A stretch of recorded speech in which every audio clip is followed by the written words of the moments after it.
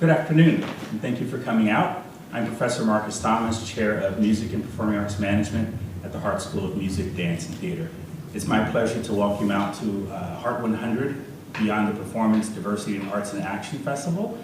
This week-long festival celebrates bringing together 4 celebrated composers from all over the United States and 4 engaging presenters. The Hartt Wind Ensemble, Symphony Band, and Orchestra will present 2 concerts of exciting music featuring our guest composers. Together with our guest presenters, there will be 6 thought-provoking lectures and panel discussions examining artistic and social devices our composers and presenters have used to move beyond performance and talk into measurable action that has positively impacted the lives of countless people who engage in and with the performing arts. Our esteemed guests are among the brightest and most genuine talent in the contemporary performing arts scene. They are performers who build bridges to connect the performing arts to new and diverse audiences. They are composers who craft longer tables to make room for a plurality of voices. They are executives who open doors for a new generation of creatives to develop their businesses. And they are educators who open windows for aspiring students to chase their dreams. Today, I'd like to welcome to the stage Mr. Goyland Williams. Mr. Goyland Williams is a Jackie McLean Fellow in the School of Communication here at the University of Hartford. Specializing in rhetoric and performance studies, his research is situated at the crossroads of Black studies, African American rhetoric, and performance studies. Bridging these seemingly disparate areas in schools of thought, Goyland Scholarship mobilizes theoretical insights from scholarship on racial temporality, autoethnography, Africana gender theory, and social movement studies to think more broadly about the ways that conditions of Black life, both quotidian and extra-legal, both structure and undergird African-American expressive life and imagination. But more through his research, talks, and public scholarship, Goyland emphasizes the connections between Black speech arts, cultural expressions, and issues of survival. It's through this culture-centered approach that he probes the potency and possibilities of the Black expressive and rhetorical traditions. It is my pleasure to welcome to the stage Mr. Goyland Williams.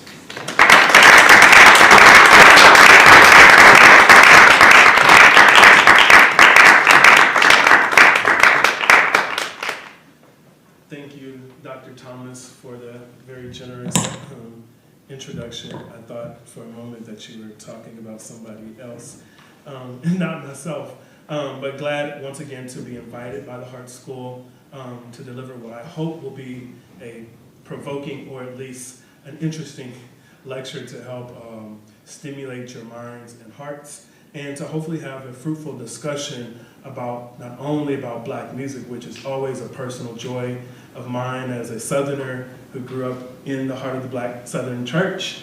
You'll hear very much how churchy I am right from the beginning, but I also will move you to think beyond sort of the expressive nature of the music or the artistic abilities, right? But to think about the sort of political nature of Black music and the ways that it animates and elevates consciousness. And you'll hear that sort of term run consistently throughout my talk about Black consciousness.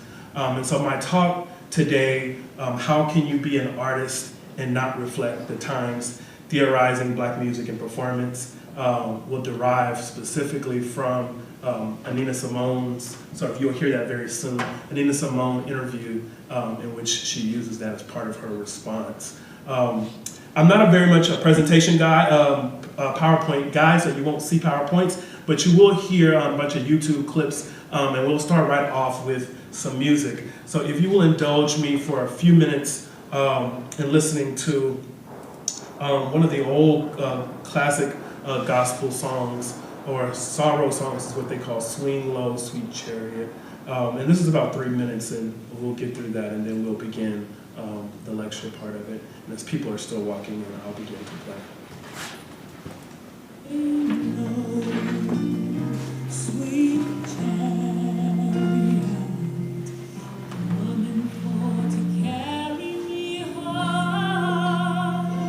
Swing low, sweet chariot, coming for to carry me home. I looked over Jordan, and what did I see?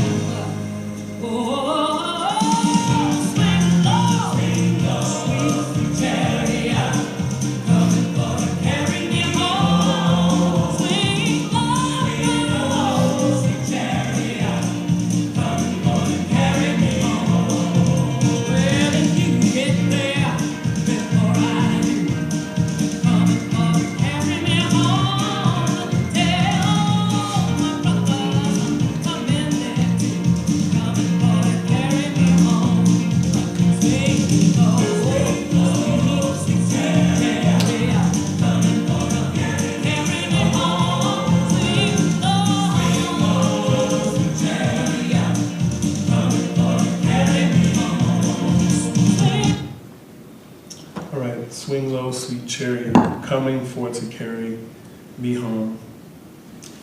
We begin with the slave songs of our African ancestors, the songs of those who, as the poet Nikki Finney writes, longed to read and write, but were forbidden, who lost hands and feet, were killed by laws written by men who believed they owned other men. There were songs that salved our suffering, songs that spoke of a freedom that they longed for and a freedom that was violently withheld from them. It was, in short, an unfreedom, as the cultural historian and literary critic Saidiya Hartman might say, an unfreedom that produced cultural expressions to accent the existential and ontological pains of slavery and Black humanity. But it simultaneously served as a way to communicate, right, with each other, to hope, right, to resist against plantation owners and plantation logics. These were songs that W.E.B. Du Bois called in his book, The Souls of Black Folk. These are songs that he called sorrow songs. While Du Bois rightfully noted that sorrow songs were the, quote, music of an unhappy people, right? Some scholars argued that the intent of these songs was not only, right, to express sorrow and grief and pain and agony, but the intent of these songs was to allow the lyric poet to express the feelings of a people who were subject to unjust treatment. While the melodies, generally performed in a minor key, conveyed an atmosphere of sadness and melancholy, the lyrics of sorrow songs not only gave voice to the immediate personal experience of the performer, but also embodied, implicitly and often with stunning directness, a penetrating critique of condition of enslavement and the broader social context that supported it. End quote. That's from Dorridge Hunter, who was a cultural critic. Songs such as Go Down Moses, Steal Away to Jesus, Many Thousands Gone, and Didn't My Lord Deliver Daniel, and Swing Low, Sweet Chariot, as you heard here, often fulfilled a variety of functions within slave culture and within Black culture writ large. These were songs, on one hand, that helped workers to time their labor to tempo, right, the cadence, preserved and articulated community values about the necessity of working together to achieve freedom. You'll hear this in things in Go Down Moses in particular, in references to Harriet Tubman, literally getting slaves to steal away. That preserved and articulated community values, but also helped to transcend these restrictions of slavery through meaningful, right, expression. For example, in Go Down Moses, right, one of the lyrics says, right, when Israel was in Egypt's land, let my people go. Oppressed so hard they could not stand, let my people go. Go down, Moses, way down in Egypt's land. Tell old Pharaoh to let my people go. Right? So do you think that this was only referring to the biblical, right, interpretation or understanding of Pharaoh? No, right? So on one hand, you might think that, right, but a deeper gaze, right, a deeper sort of cultural knowledge understands that, one, Harriet Tubman became known as Moses, right, for her helping people literally to escape Pharaoh's land, or Egypt, which Egypt in this case is what? It's the plantation. Right, and so these types of songs are very cryptic, right? So it serves this sort of double entendre, or this double meaning, or what we would call in Black culture as signifying, right? The song Steal Away to Jesus, right? Steal away, steal away, steal away to Jesus, steal away home. I haven't got long to stay here, right? Another literal, right, lyrics about escape and freedom, right? You think on one hand I'm talking about Jesus, which is, of course, a reference to, right, I'm going home, with this idea of transcendence to a heavenly home or to another world, right? But this is literally not only a figurative escape, but it's mapping out a sort of literal escape from, right, conditions of oppression. Another song, Many Thousands Gone, right? You hear the lyrics, no more auction block for me. No more, no more, no more auction block for me, many thousands gone. No more driver's lash for me, no more, no more, no more driver's lash for me, many thousands gone. No more mistress calls for me, no more, no more, no more mistress calls for me, many thousands gone. I said many thousands gone, there's been many thousands gone. Right, so on interpretation or on value, we see that songs like this disrupt the sort of semantics, right, and resist sort of mere theological interpretation in some ways, because on one hand, they're not only highlighting, right, the sort of religious connotation, but it sort of resists scripture in certain ways by transcending that. So they're highlighting not only scripture, but they're highlighting Black experience. So if you're searching for scripture in some of these songs, you oftentimes might be lost if you're not familiar with the sort of Black religious or faith traditions, right? And I say that with an S because there's more than one, right? If you're not familiar with Black faith traditions, you might miss that. And it's very common in Black theology and Black religious groups. They have consistently sort of reimagined the Hebrew scriptures to present conditions of being in America, talk about or speak on conditions of being Black in America. One of the leading Black theologians of our time, Dr. James Cone, who has since transitioned or passed, Dr. James Cone writes several books on Black theology, God of the Oppressed, Black Theology and Black Liberation, in which he's reimagining or identifying God with Black people because of similar conditions in the Bible that Jesus sort of went through. So these ideas of transcendence or oppression is linking these things to the Black condition. So mapping something that happened thousands of years ago, right, whether you agree with scripture or not, right, something that happened thousands of years ago is literally mapped right into the Black condition, whether from slavery and sort of beyond. Finally, in the song, Did My Lord Deliver Daniel, right, you hear the lecture, you hear the stanzas, did my Lord deliver Daniel, did my Lord deliver Daniel, and why couldn't every man? He delivered Daniel from the lion's den, Jonah from the belly of the whale, and the Hebrew children from the fiery furnace, right, and why not every man?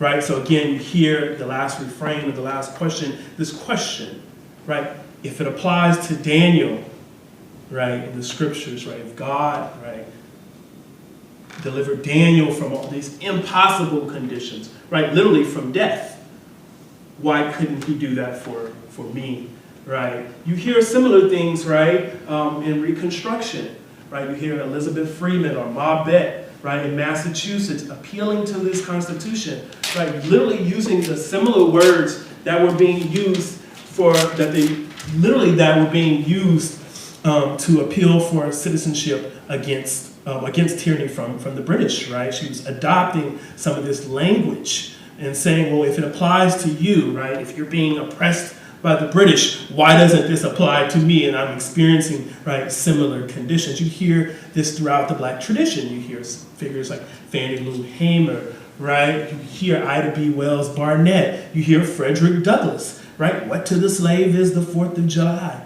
He said, you may celebrate, you may rejoice, but for me, this is a great day of mourning, right? So some of this language, this irony of turning the language of the oppressor against itself, right? And adopting that for Black people.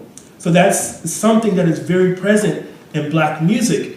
And so I argue that that gives its agentive power, right? But also gives it this sort of radical, transformative power to reimagine, right, not only your present condition or to understand your present condition, but to reimagine what could be, right? The promise, right? Think about Martin Luther King and the American Dream, what he talks about, right? This is what you promised. This is where the country consistently sort of falls short. And this runs consistently throughout the Black rhetorical tradition, through public address, through speeches in this case. This runs throughout, right, Black activist traditions. This is what was promised. This is how we're consistently sort of denied. So Black music, right, is not immune from that. But Black music sort of is animated by that very sort of Black radical, right, tradition. And I'm very deliberate and sort of cautious about, again, using that word radical, because everybody says they're radical until, of course, it's time to do things, right? Until it's time to put your body, right, on the line. So I'm very hesitant of this generation's use of everybody's a radical these days. And, we have to be very skeptical of that sort of knowledge. But you'll see, like with Nina Simone, you'll see eventually when I talk about her, you'll see how she sort of literally uses her body, right, puts it out there. So more than speech, right, more than representation, right, which has become sort of all the rage these days with sort of diversity logics, diversity initiatives, right? We oftentimes get so caught up in the representation of diversity, but we forget the sort of action-oriented that's attached or tethered to what diversity really looks like, which is about change, which is about transformation, right? And so the Black music tradition, just like as the Black rhetorical tradition, right, is deeply embedded in this, right? We're not just talking about someone else's condition, we're talking about a real person, right? He delivered Daniel, why can't he deliver me? He delivered the Hebrew children from oppression in Israel, why not me? Right? Steal away, escape, go down Moses to Egypt's land, or many thousands gone, right? No more auction block for me, right? Enough. No more auction block, no more driver's lash for me, right? You hear that resistance against oppression. No more mistress calls for me. Many thousands gone. Lord, there's been many thousands gone. So as you can gather or see from the aforementioned examples, sorrow songs, as Lawrence Levine points out, do not only simply, right, express sorrow or despair, right, but can be, quote, pervaded by a sense of change, transcendence, ultimate justice, and personal worth, right? And personal worth, and you hear that, I think, in all those examples that I mentioned. So I'm asking or querying then, what does it mean then to move in the tradition of the Negro spirituals and sorrow songs? What does it mean to mine, right, to search for, right, the tradition of Black expressivity and performance for its devotion to the existential and its chronicling of the tragic that is also embedded in the master-slave dialectic or relationship? For me, I believe that sort of Black music and performance writ large offers a pathway to think about the connections between art and activism, right, or art and action, or art and change, or stated more rigorously. How might we envision Black artistic expression, in this case music, as a necessary partner in democratic struggle rather than simply to highlight, right, representation or diversity efforts? And I borrow, right, a quotation from the historian Robin D.G. Kelly of UCLA. Professor Kelly writes, progressive social movements do not simply produce statistics and narratives of oppression, right? I'm gonna say that again. Progressive social movements do not simply produce statistics and narratives of oppression. Rather, the best ones do what great poetry always does, which is to transport us to another place, to compel us to relive horrors, and more importantly, it enables us to imagine a new society, to imagine something different, to realize that things need not always be this way. It is that imagination, that effort to see the future in the present. It is that imagination, that effort to see the future in the present. So that pushing, that probing, right, that calling, that sort of radical democratic questioning, right, or what Cornel West would call pyrasia, right, this sort of commitment to deep democratic struggle, right, or speaking truth to power, or prophetic witness, right? And you'll hear a word, that witness. You'll hear James Baldwin saying this a lot about being a witness. And we'll end actually on a note with Baldwin, so you hear some Baldwin.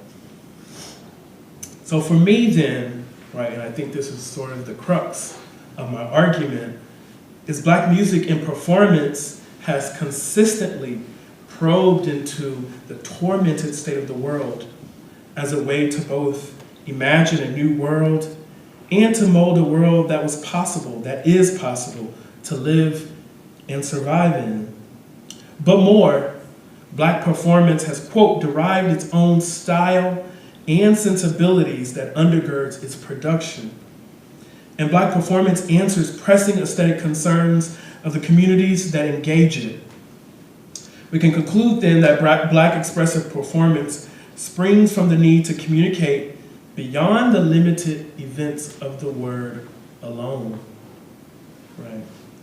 And I'll return to that, because that's an important feature of Black cultural expression, Black culture, to move from the page, right, to the stage, so to speak, or to move from words to action. And Black performance, I'll read that, answers pressing aesthetic concerns of the communities that engage it. We can conclude that Black expressive performance springs from the need to communicate beyond the limited events of words alone.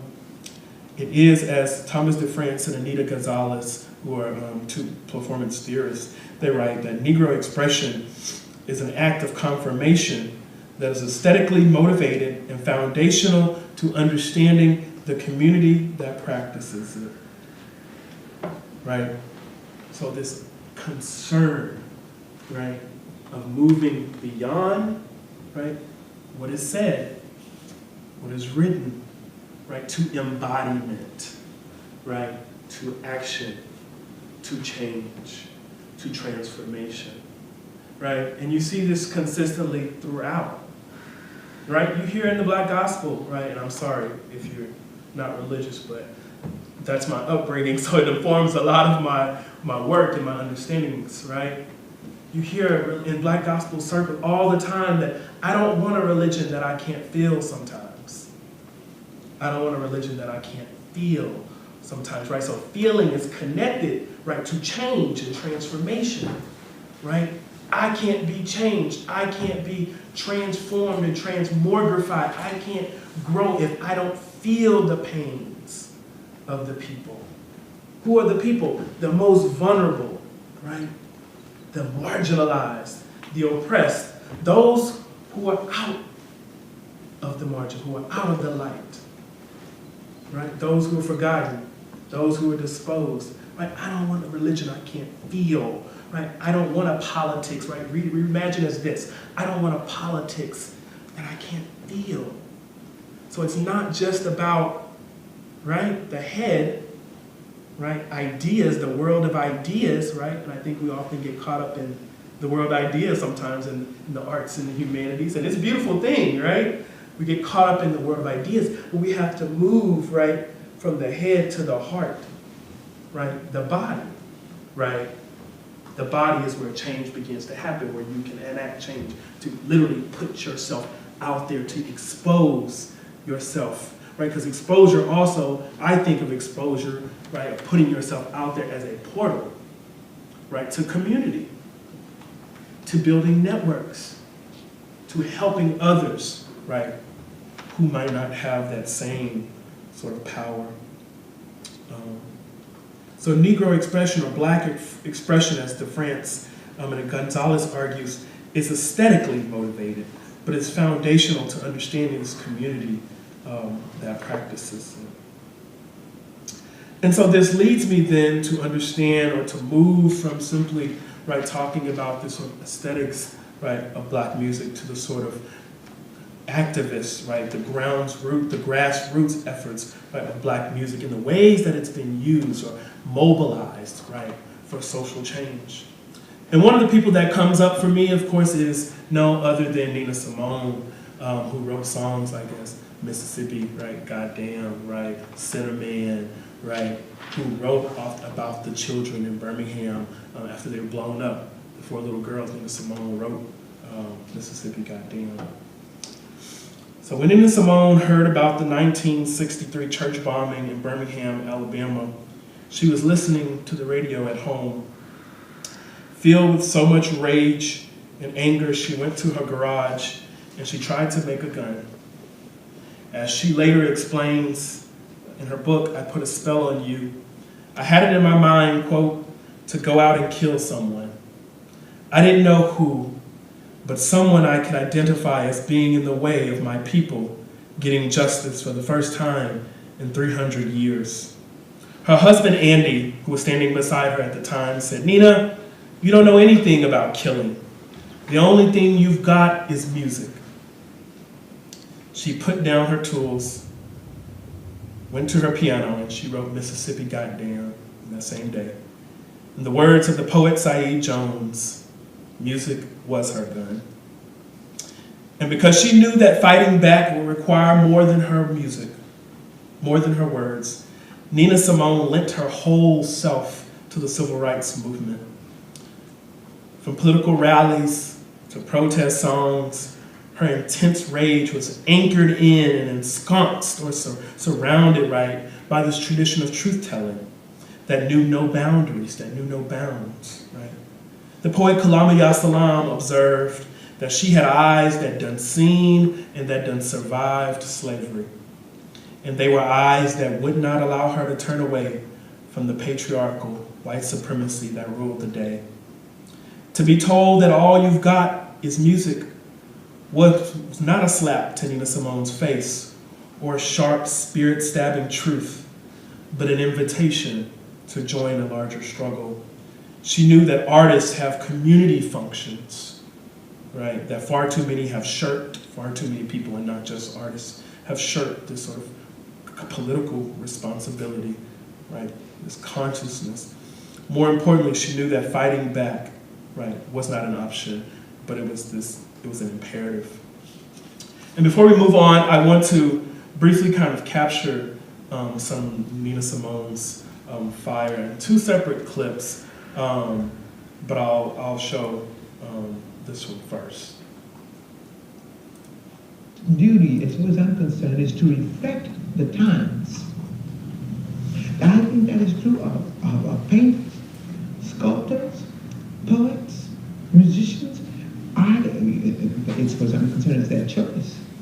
But I choose to reflect the times and the situations in which I find myself.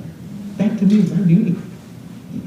And at this crucial time in our lives, when everything is so desperate, when every day is a matter of survival, I don't think you can help but be involved. Young people, black and white, know this. That's why they're so involved in politics. We will shape and mold this country, or it will not be molded and shaped at all anymore. So I don't think you have a choice. How can you be an artist and not reflect the times? That to me is the definition of an artist. Right? Let's go back to that, right? She said, we will shape and mold this country, or it will not be shaped and molded. What's free to me? Right? She's telling you, right, that who else's responsibility is? It's your responsibility, right? The artist can't pass off the responsibility. The intellectual can't pass off the responsibility. Everyday citizens cannot pass off this responsibility to someone else. If you don't shape it and change it, who will shape it and change it? Right? And so I find there a political imperative or a call to action from Simone, right? That's telling you that regardless of your sort of position, right, no one's sort of immune from action, right?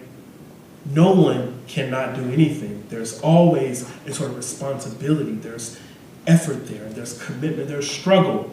And we know the old quote, right, without struggle, there is no change, right? So I understand that Simone, I think, provides a lens for us to understand this sort of commitment. But further, right, she's helping us, right, what we can glean, I think, from her music as is an exemplar is the best of Black music tradition, right? It's not only this sort of revolutionary demand, but an aesthetic demand that is best captured by this sort of Black aesthetic, right? Which we hear this term arrive during the Black arts movement in the 60s and the 70s. which is a very small sort of literary cultural movement, similar to the Harlem Renaissance, but maybe on a sort of smaller scale. But just as important, if not more important, right, the Black Arts Movement changed the way, right, poets, musicians, hip-hop artists, right, understood themselves and the audience to which they were catering to. You get poets such as Gil Scott-Heron, right, you get the Last Poets, right, you get Amiri Baraka, right, you get Addison Gales, Larry Neals, Yusef Koman-Yakas, right, you get all these black poets coming out of this tradition, both women and men, right, and these poets are speaking to black audiences and writing black. So they're resisting this sort of white literary tradition that has historically been bound to the page or published books, right? They're talking about spoken word poems, poems that speak to people, right? Poems that excite or animate people, right? That comes straight out of the black church or the performance tradition, right? This sort of excitement, this expressivity that is loud, right? And that's very sort of countercultural to what we think of as poetry, right? Poetry traditionally has been to the domain of sort of white thinkers or white writers, right? Who write, beautiful poems, but they do nothing else. They're just beautiful poems. And the Black Arts Movement sort of challenges that tradition, right? And says poems are bullshit if they can't feed people, right? Poems are bullshit if they don't get you to do something, right? And this is not only about poetry, this is about music, right? This is about art, right? And so you get this wave of black creatives during the Black Arts Movement who are pushing this sort of political message, right? And so you see consistently that sort of divide then that sort of starts to form during the Black Arts Movement between the poets who want, or the writers and the creatives who want to be explicitly sort of political and those who want to have nothing to do sort of with politics, right? And Nina Simone, of course, is involved in that tradition. Nina Simone is working with Martin Luther King's, the James Baldwin. She's traveling with these people, right? So she chose to use her art as weapon, right? As activism. And she paid a price for that. And she talks about that if you watch any of the documentaries, right, or the movies that are coming out, and there's lots of them that are coming out on Nina Simone. If you watch any of them, she paid an emotional and mental cost for weaponizing her sort of politically conscious music, which of course she was shunned in certain places, disinvited, or was not financially rewarded because of that, because she chose to sort of commit her art, I think, to struggle. And so I think there's an interesting conversation that can be had, I think, between the 60s and the 70s and black artists, in particular now, as we're seeing sort of creatives being sort of rewarded for sort of being political in certain ways, or getting more funding or more acknowledgement for sort of being political. And so I think it's an interesting conversation, I think, to be had, especially in light of figures such as Nina Simone. But in emphasizing this sort of black aesthetic again, I want to play one last clip and then we'll move on to show you what I mean about this sort of black aesthetic, right? And I think she captured this most brilliantly here in this short clip. What I'm trying to ask is, why am I so insistent upon giving out to them that blackness, that black power, that black pushing them to identify with black culture? I think that's what you're asking. If I have no choice over it, in the first place, to me, we are the most beautiful creatures in the whole world, black people. I mean that in every sense, outside and inside. And to me, we have a culture that is surpassed by no other civilization. We don't know anything about it. So again, I think I said this before in the same interview, I think at some time before, my job is to somehow make them curious enough or persuade them by hook or crook to get more aware of themselves and where they came from and what they are into and what is already there, and just to bring it out. This is what compels me to compel them. And I will do it by whatever means necessary. when I'm finished working, as tired as I am, and my work completely takes all my energy, unfortunately. But when there are kids who come backstage afterwards who want to talk or who are moved to the point, sometimes they're moved to tears, I want to know more about it and shake my hand and kiss me, and they want to talk about their problems. I find the time to do so as much as I can. I discourage breakfasts and speeches because I don't make speeches, but I will go out of my way, in spite of the fact that I'm too tired to do it, to talk to them at least for 5 minutes or so, to shock to them the same message that I just finished doing on stage, and perhaps to hear some of their grievances, or just to make them feel that they are not alone. Because when you have a few colored kids in a huge white college, anywhere you cut it, they are alienated and they feel it. So when I come, I feel a responsibility. They're so glad to see me because I represent something to them, and I can't give them enough. You know, they need me. They need me, and when I need it, I have to give. I curse myself afterwards for having no voice, usually, and being so exhausted that I can't do anything for myself. But when they need me for, and the most important thing is, they are our future. It's an investment as far as I am concerned.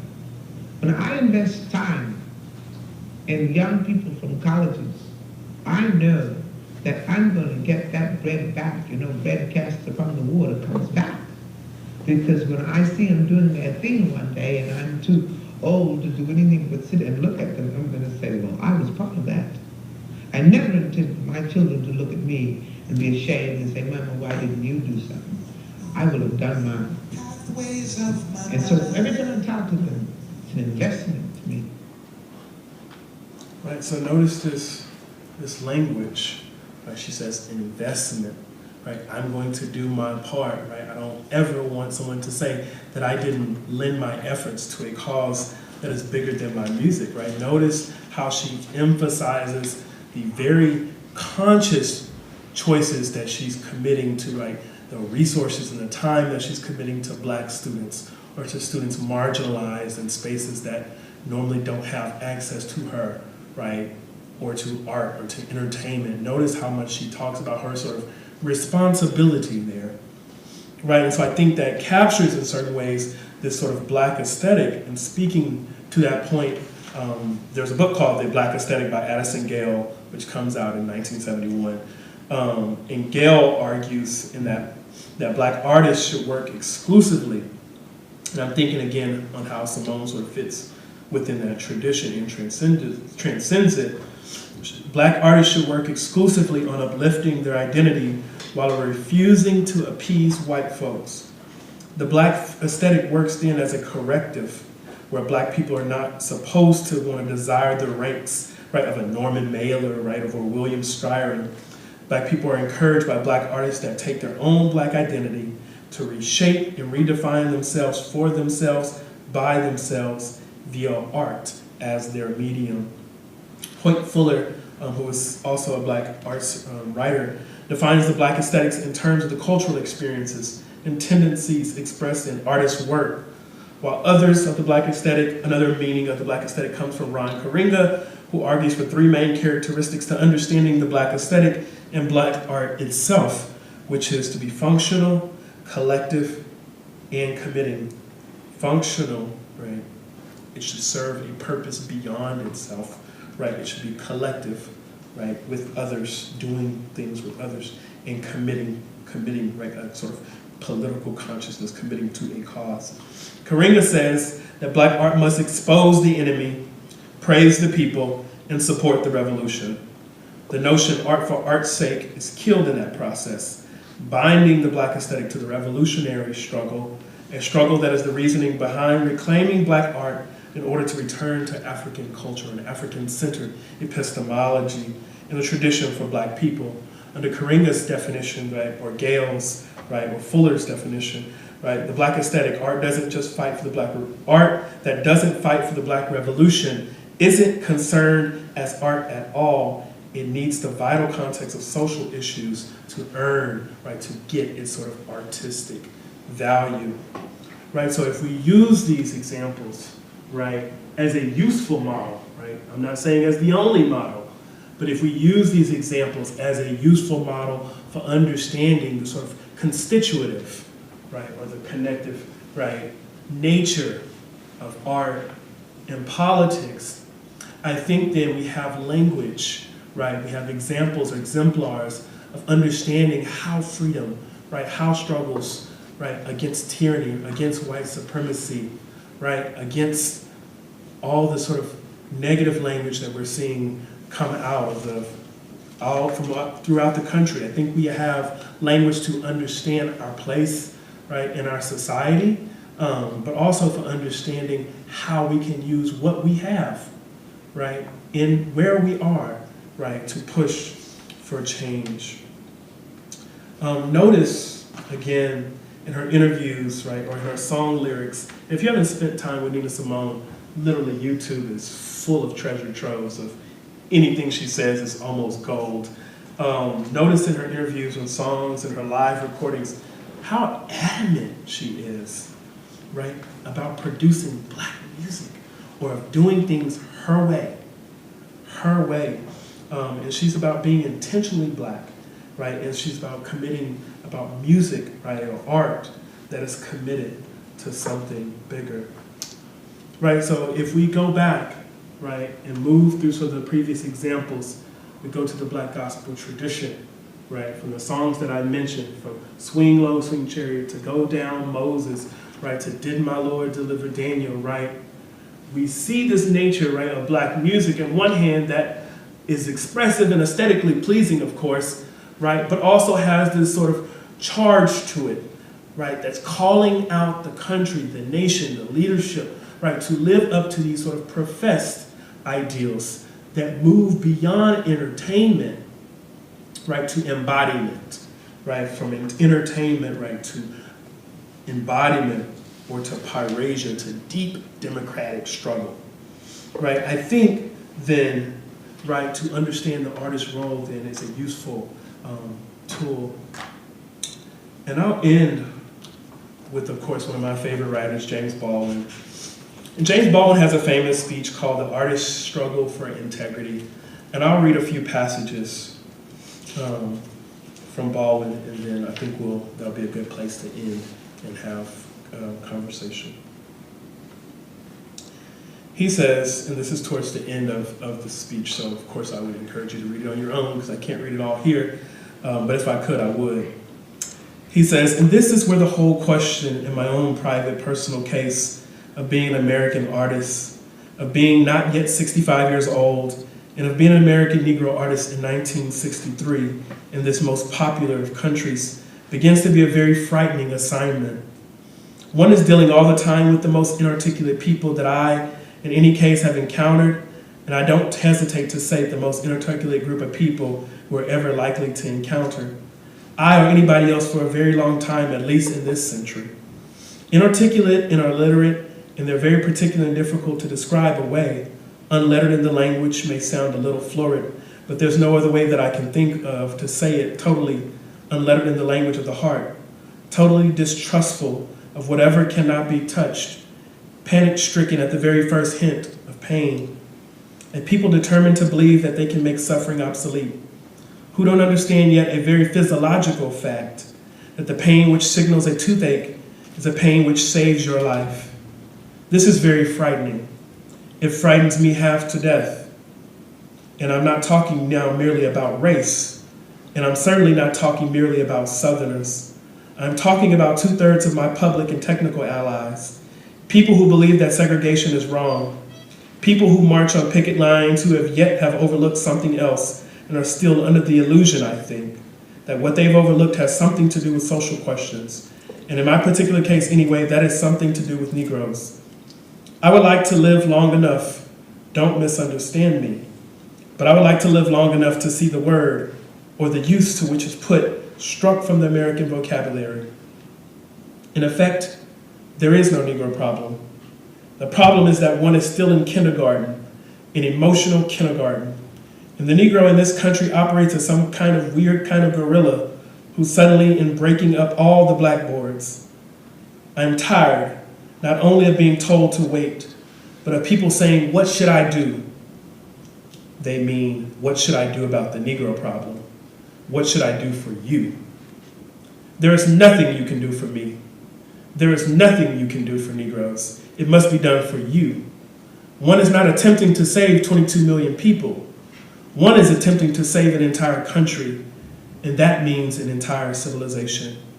And the price for that is high. The price for that is to understand oneself. The price for that, for example, is to recognize that most of us, white and black, have arrived at a point where we do not know what to tell our children.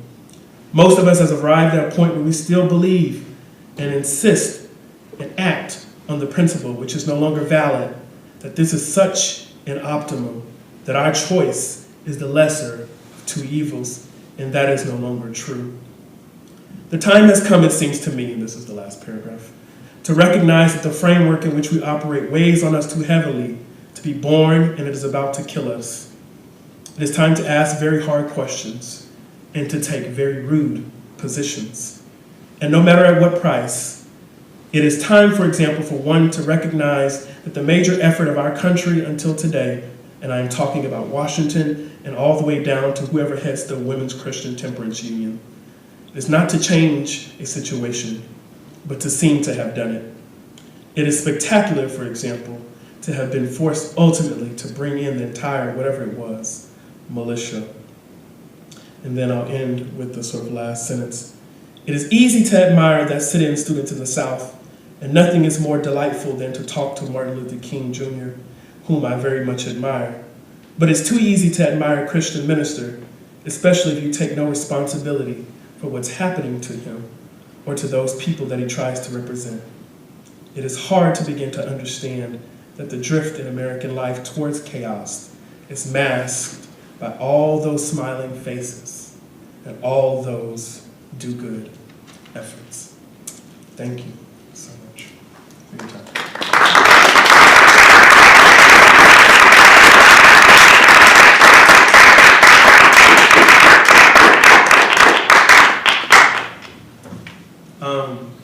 I think, Dr. Thomas. Lots of time for questions. I'm sorry. I don't have a microphone to walk around the room, but if you have questions and you speak loudly, that should be good. I do have a microphone to walk around. Thank you very much. Questions? So, I talk loud, so I don't think I need this anyway. Overall, so the live screen. So, you talk about the responsibility of Black artists to be conscious in their work, and especially highlighting the Black struggle and highlighting the various things that have happened throughout Black history.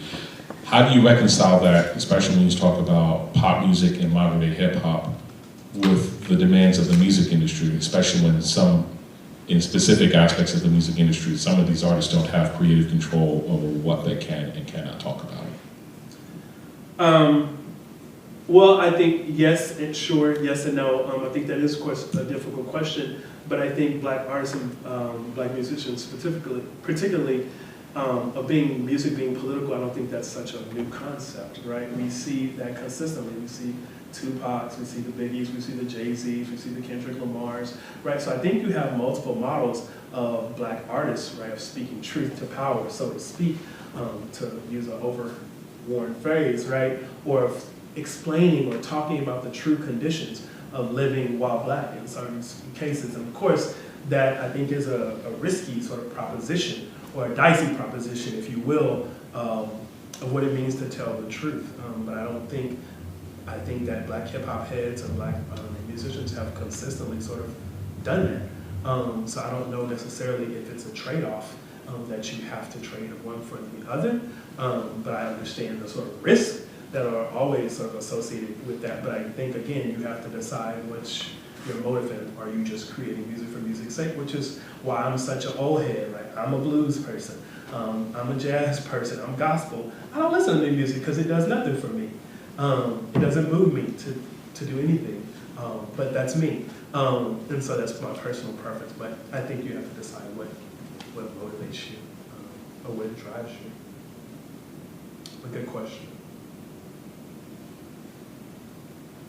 Other questions?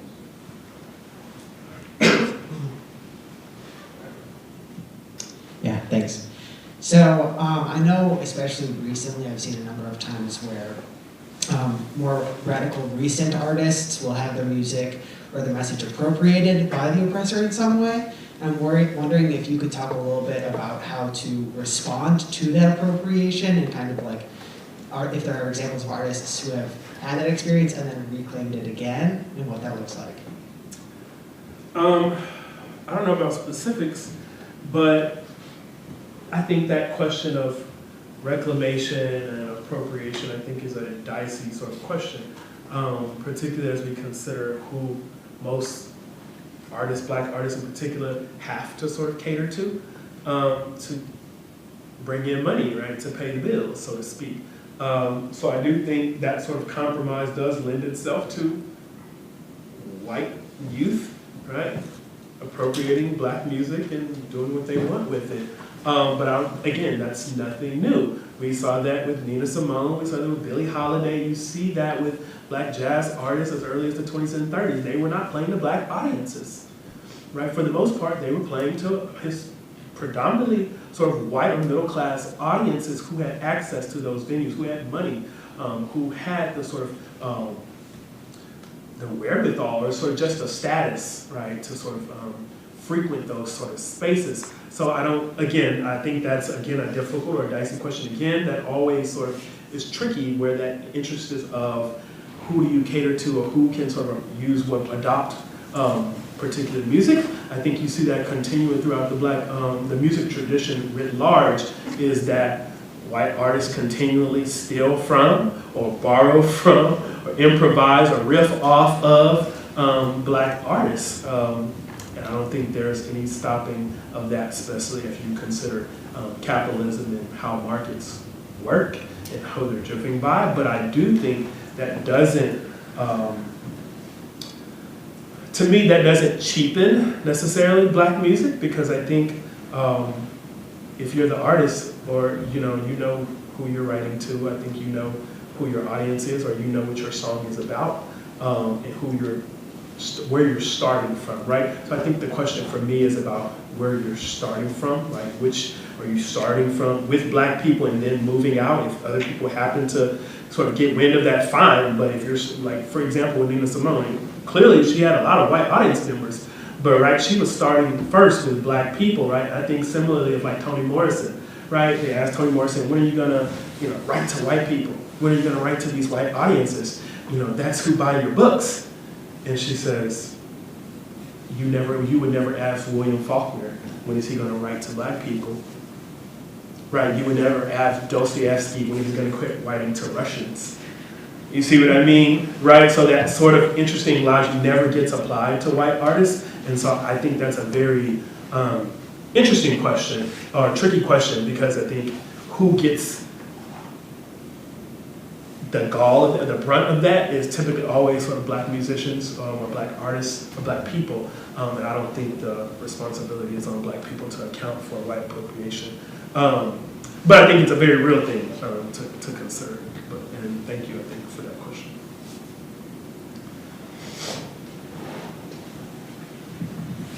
You also mentioned being an old head with music, which I greatly understand and relate to. Do you find that the new music doesn't appeal to you or move to you because it's devoid of cultural significance that makes the music that does move you and appeal to you that significant, or is it just because of the nature of some, not all new music, being more commercial than it is cultural? I don't want to say it's devoid of any cultural significance. I won't say that. But what I will say is, and I think there needs to be some context for me to explain why I like old music.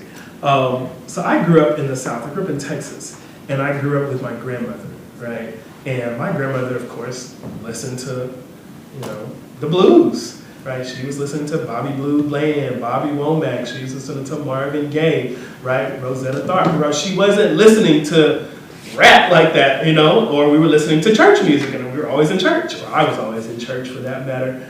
And so those two things, I think, just happened to just be the most things I grew up on. And I was always around older black women because those were my grandmother's friends or her cousins. And we lived in a very small community, very small. And so everything was like family oriented. And there were just not many kids around my age. And so I think I was happy just to be influenced by that sort of music tradition. I think was an honor and inheritance that I accepted. But also because particularly, and I like hip hop, I'm not a hater of that. But I think a lot of the contemporary music don't do nothing. It don't say anything for me. It doesn't speak to me. It has to have more than a beat to me. It needs to make me feel something, right? Again, going back to the embodiment of feeling. I don't want something that I can't feel. And I just think that's just being genuine to who I am. And I'm an old soul, so I'm not knocking it. I'm just saying it doesn't speak to who I am. Jack? Hey, Goyland, great talk. I wanted to ask you, what do you see as the special challenges for Black artists and cultures at this particular moment when there's this unrelenting attack by right-wing conservatives on Black culture in all fields, athletes, actors, commentators. I was listening to, I know this is a completely different field, but the Supreme Court hearings where, they're just blatant attacks along the lines of, well, you can't be a Black person with an identity and be a successful professional, that somehow disqualifies you. And moreover, just the I know it's always been there, but the blatant rise of white supremacist culture and politics today. What special challenges does that create for Black artists? Yeah, Jack, I think that's a wonderful question, actually. You're pushing me today. But that's a great question. I think, at least from my studies and for just the way I think about politics and life in general, I do think you're going to see a lot, we're going to need to see, I'll say that, more Black grassroots efforts to sort of push back against some of the language, some of the practices of white supremacy, and not just like rhetoric, right? And I say that as a person who studies rhetoric, and not just hot air or people, that get enraged for 30 minutes and then go back to sleep, right? This sort of nihilism, this sort of defeat. And I think you see a lot of that. Do you think you see pockets of people just so disillusioned, of course, with politics, and so used to, right, the familiar nature of white supremacy, that you're like, oh, this is how they've always sort of operated. But I do think you're right, because I do think there's something, a special type of vitriol that's sort of being ramped up that we haven't seen in our generation, right? I'm sure our parents, our great-grandparents, they were familiar, so probably with just as severe sort of white supremacist politics. But I think in our time, we're seeing, I think, a new level that is going to require, I think, a very concentrated effort and a lot of grassroots efforts. And I think you see that in the South, particularly in different organizations where you're seeing, I think, Black issues sort of rising to the surface. But I don't think you have enough of Black politicians, or, and I'm not just talking about representation here, or enough politicians or people committed to Black issues, right? We ran from that with Obama's, right, and during Obama's presidency, right? He didn't want to be the Black president, right? Although in large part Black people were responsible for helping him to get into office. So I think we have a lot of people, politicians, who run from being Black, right? Because of the dirty word that it's sort of become, or how identity politics has become such a dirty word. But what we don't understand, I think we need to reframe and understand the ways that whiteness is an identity, and the ways that whiteness always works to sort of recreate and recapitulate itself. So I think we have to sort of take back that language and sort of really kind of focus on the ways and talk more about how whiteness doesn't escape identity either, and how it keeps sort of doing things to reconstitute itself, and who sort of owns that sort of language. So I don't think we should run from identity, or we shouldn't run from critical race theory because people are banning it. I think that's, I mean, I talked about right at the beginning, as slaves, as reading being banned or being illegal to learn how to read or write, right? So I do think you always had those pockets of people who were resisting those types of structures, and were always secretly, right, stealing away to learn to read, to do things that were against the law in very sort of covert ways, of course, but I do think you're going to have to be very strategic, I think, about, or very conscious, I think, about some of the actions that we're taking and how it sort of will build our world, I think, in the next 10, 20, 30 years. So, great question, Jack. So I was thinking, so for an artist to like reflect the times, back in Nina Simone's time, it was, you know, there was time to respond to it, and an incident happens, and then you reflect, and then you respond with art. But today, it's like incidents happen, and then 2 days later, another incident has happened, and then, you know, it's like we get bombarded with just events and information every day because of, you know, how interconnected we are with the internet. So how do you see a change in how people can respond to the times in a sort of, you know, punctual manner? That's a great question, a challenging one. But it made me think, I don't know if I'm answering your question, but it made me think of Toni Morrison's response to something when she talks about racism.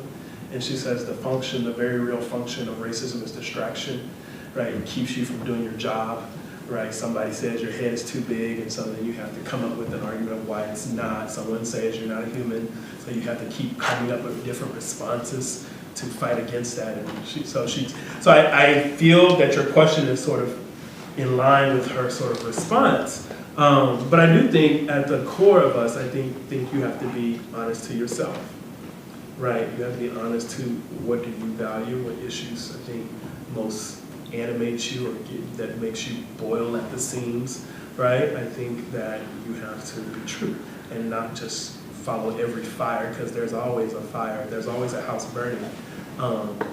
And because it's not your house doesn't mean it's less important, right? Because eventually it will be your house, right? So I do think we have to think very sort of short and long term about how that house burning will ultimately come to my house, right? So proverbially speaking, and literally, quite literally speaking. So I do think you have to sort of be very conscious of what is most immediate, I think, to you, what corrals you, what bullwhips you, as James Baldwin might say, what pushes you. Because you can't chase everything. Because if you did, I think you'd be exhausted or dead. Yeah. I'm curious to know if you have any advice for I guess young students kind of getting, or young art creators getting into trying to make an impact, because I find that even when I try to create art for Black people, it attracts white audiences, and I find myself having to explain myself to white audiences, and that's not the original intent. So how do I find myself around those situations? And even at the university, when I speak out about something that's happening, a higher rugby or something like that, it continuously attracts white audience, even if they're advocates or negative or positive. It's still not the correct access. Well, I don't want to burst the bubble, but as someone who's in academia, you will always be explaining your work to white people. That's the nature of the institutions that we join as professionals, society, largely. And it becomes wider in certain pockets and spaces. But I think another way to maybe rethink that is to consider, I think, something I might have said. It might be unsatisfying to you, but I think to think about, I don't care who I attract, I'm talking for my people first. this is for my people first. If you happen to latch on to that message and you're down for the cause, fair, that's fine, right? But that's where I think your starting place and your intentions are important, I think, there.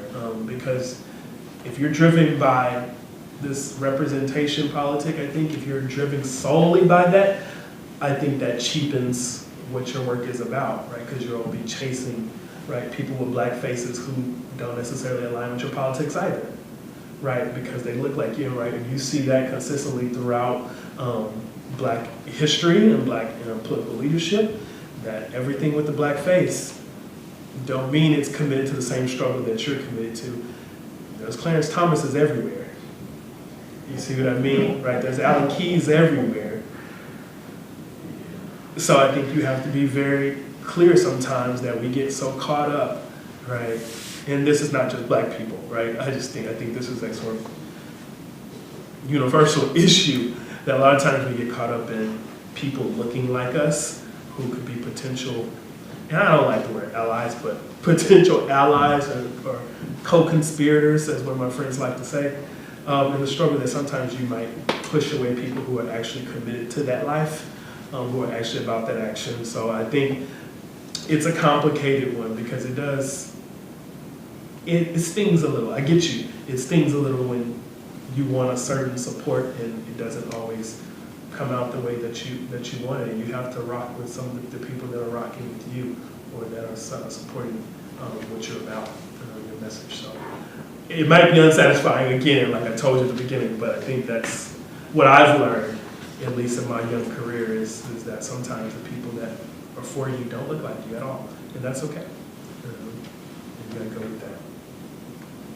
But that doesn't have to dilute your message, right, or your medium or your platform at all. Yeah, you have to be I'm very unapologetic about my work. It's very black. I don't justify to any other audience in any other way that I would to a black audience. This is what my work does. This is what it speaks for. If you don't like it, you don't like it. That's on you. That ain't on me. But this is what my work does. And I'm just very, I won't bend over backwards to explain to white people or anybody else, non-black people or black people, what my work is doing and why it's important. If you don't see that, go find something else that you like. But this is what I do. So I'm just I don't play those types of games. I think once you become that serious or committed to that, you'll be fine. Yeah.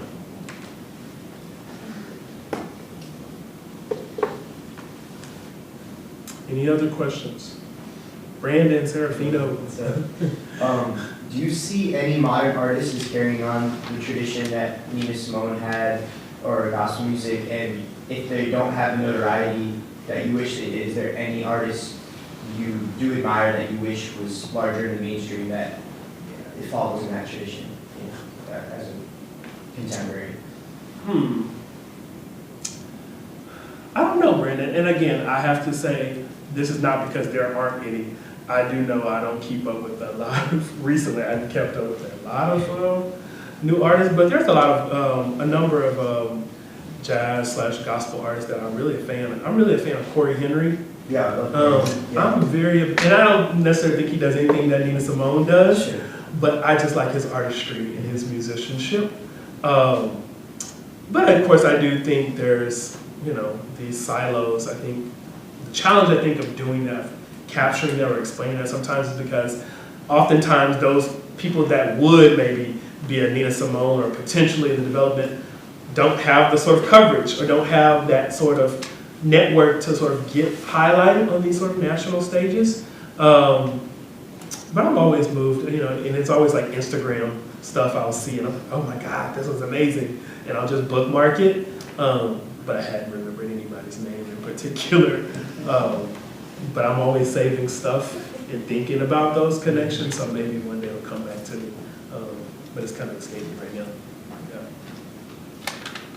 I have a brief commentary. I'm a music educator, so I'm going to rephrase Nina Simone and the title of your lecture a bit by saying, how can we be an educator, how can I be an educator and not reflect the times? And I think it's very interesting that you brought, the music that you brought because in music, in the collegiate level and K-12, we've been trying to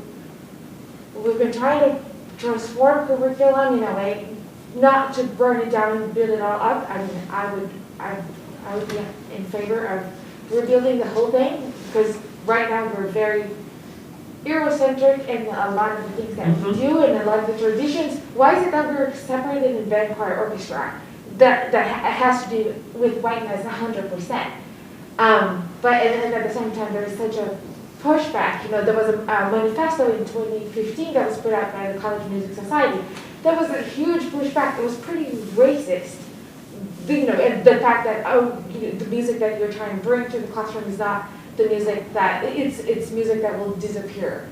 And to me, it was just very interesting to hear you talk about some musics that, you know, the pushback of the manifesto didn't take into account all these things that you were talking about: embodiment, radical relationality, and and ancestrality. So I'm really glad that you're here having this conversation. I mean, I wish there were more people. I hope there are People alive. Yeah. Yeah. But yeah, thank you. No, thank you. Absolutely. Do you think that part of the problem, almost a problem, do you think one of the things that may be a barrier to more artists being like Nina Simone is that they're trying to be like Nina Simone instead of trying to be the best version of themselves, highlighting things, in the time that they live in? So like Nina Simone is a very different time than Right. Absolutely. I do think there's a lot of imitations happening, and I think that happens artistically a lot. Some crossover, some borrowing from a lot of people, which is probably why I'm not such a big fan of contemporary hip hop. I just do think you just have the same, much of the same, the changing same. But I don't necessarily think, I don't know if that's necessarily, in some ways, I don't know if that's a bad thing if we're talking about people trying to imitate Nina Simone. I don't know if that's widespread consensus or if that's accurate or not. So I don't think that would be bad. But I do think, the challenge, of course, is Nina Simone's a genius, right? So you're not going to have too many people that's imitating a Nina Simone because you couldn't keep up with the Nina Simone. Just as if you were in black church circles, you won't have a lot of people who are Twinkie Clark on the Hammond B3 organ. You know what I mean? There's just not another Twinkie Clark out there. I don't care how you try to imitate her, you're not Twinkie Clark, right? So I think that's a deeply sort of personal question, I think, but it's also, I think it speaks to the level of training, right? Influences and ability and gifts. And I think sometimes we don't account for gifts in the way, because some people are just gifted. Of course, you refine that giftedness through training and practice, but I think some people are just gifted and genius, and I think Simone was a genius in that way. How else did you explain what she was able to do and all of the sort of connotations of how she grew up in the South, in Alabama, right? And was able to transcend a lot of those things to be a classical jazz pianist in spite of, right? And so I think you hear a lot of that if you're talking about the black music tradition, whether you're talking about hip hop, gospel, jazz, or otherwise, right? You hear a lot of geniuses or people who become elite talk about how in spite of the conditions that they sort of grew up in or what was around them or what they were deprived of, they still became that person.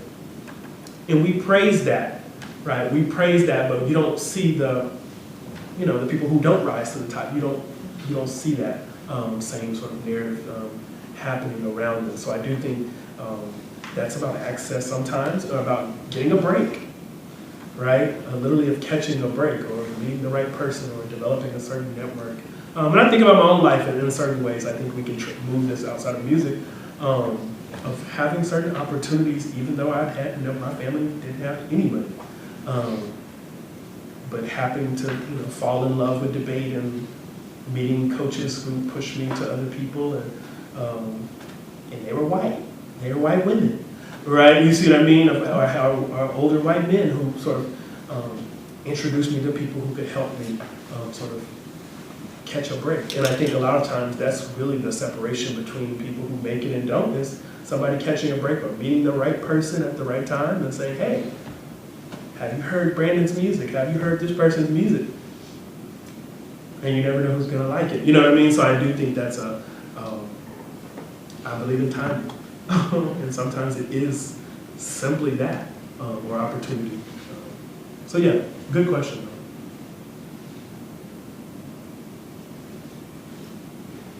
Any more questions? Wow. Well, if there are no more questions, I'd like to give a round of applause for Mr. Goyland Williams.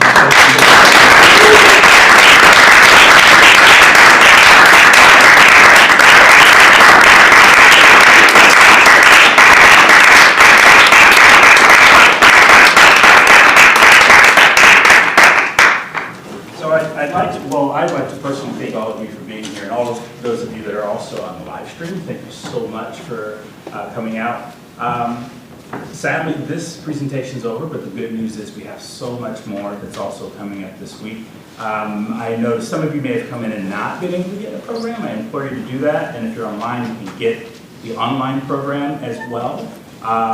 We have a lot of programming coming up that's going to interest, well, everyone, but several of you here also are going to take an interest in the different things that we have.